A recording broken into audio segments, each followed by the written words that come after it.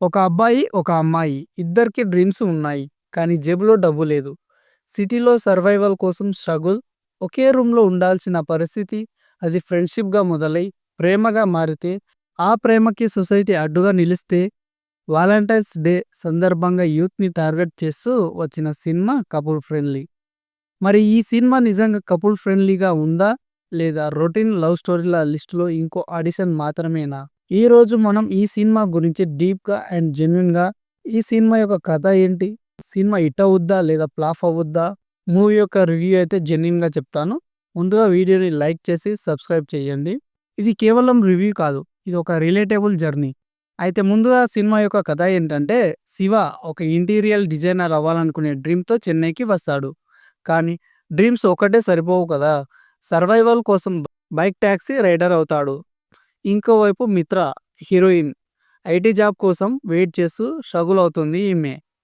ఇద్దరు అనుకోకుండా కలుస్తారు. ఫైనాన్షియల్ ప్రాబ్లమ్స్ వాళ్ళని ఒకే రూమ్‌లో ఉండేలా చేస్తాయి. ఇది కేవలం లవ్ స్టోరీ కాదు. ఇది ప్రస్తుతం యూత్ రియాలిటీ స్టోరీ. జాబ్ కోసం waiting, rent pressures, city life struggle, living together decision, ఇవన్నీ చాలా నేచురల్‌గా చూపించారు. ప్రశ్న ఏమిటంటే, ప్రేమ ఎలా పుట్టింది ఈ మూవీలో? సొసైటీ అడ్డుగా నిలిచిందా? పేరెంట్స్ ఒప్పుకున్నారా? క్లైమాక్స్‌లో ఏమైంది? ఇవన్నీ తెలుసుకోవాలంటే ఈ వీడియో చివరి వరకు చూడాలి. మూవీలో హీరో సంతోష్ అలియాస్ శివ పాత్రలో చాలా నేచురల్‌గా కనిపించాడు. అతని బాడీ లాంగ్వేజ్, డైలాగ్ డెలివరీ చాలా రియలిస్టిక్‌గా ఉన్నాయి.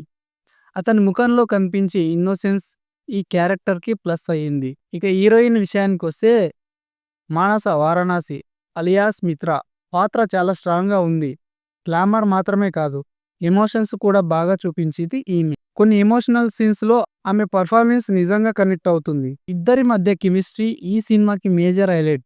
చిన్న చిన్న గొడవలు, సిల్లీ మొమెంట్స్, రొమాంటిక్ సీన్స్ యూత్‌కి చాలా కనెక్ట్ అవుతాది ఈ సినిమా. మూవీ స్టార్టింగ్‌లో ఫస్ట్ హాఫ్ చాలా ప్లెజెంట్‌గా సాగుతుంది.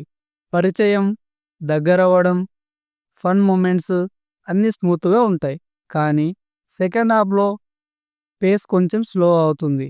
ఎమోషన్స్ ఎమోషనల్ సీన్స్ కొంచెం లాగ్‌గా అనిపిస్తాయి. కథలో పెద్దగా కొత్తదనం లేదు. ఇదివరకే చూసిన లవ్ స్టోరీలా ఫీల్ ఉంటుంది. నెక్స్ట్ ఏం జరుగుతుందో గెస్ చేయవచ్చు. కానీ ప్రీ క్లైమాక్స్ ఎపిసోడ్ మాత్రం మూడ్ పెంచేస్తుంది. క్లైమాక్స్ ఎమోషనల్‌గా బాగుంది. ఇక మూవీలో బ్యాక్‌గ్రౌండ్ స్కోర్ సినిమా మూడ్‌ని ఎలివేట్ చేసింది. కొన్ని రొమాంటిక్ ట్రాక్స్ బాగున్నాయి. అయితే చెన్నై బ్యాక్‌డ్రాప్‌లో చాలా కలర్‌ఫుల్‌గా చూపించారు కొన్ని సీన్స్ మాత్రం. అయితే మూవీలో ఫస్ట్ హాఫ్ చాలా క్లీన్‌గా అండ్ స్మూత్‌గా ఉంటుంది. సెకండ్ హాఫ్‌లో కొంచెం క్రిస్పీగా ఉంటే బాగుండేది అనిపిస్తుంది. మూవీలో ప్రొడక్షన్ వాల్యూ చూస్తే మూవీ క్రియేషన్స్ బ్యానర్‌కి తగ్గట్టు క్వాలిటీ ఉంది. చిన్న సినిమా అయినా సరే విజువల్స్ రిచ్‌గా కనిపిస్తుంది. ముఖ్యంగా ఈ మూవీలో ప్లస్ పాయింట్స్ ఏంటంటే, సంతోష్, మానస కెమిస్ట్రీ చాలా highlight. Relatable story, press treatment, music and visuals ఈ మూవీకి ప్లస్ పాయింట్స్‌గా చెప్పవచ్చు.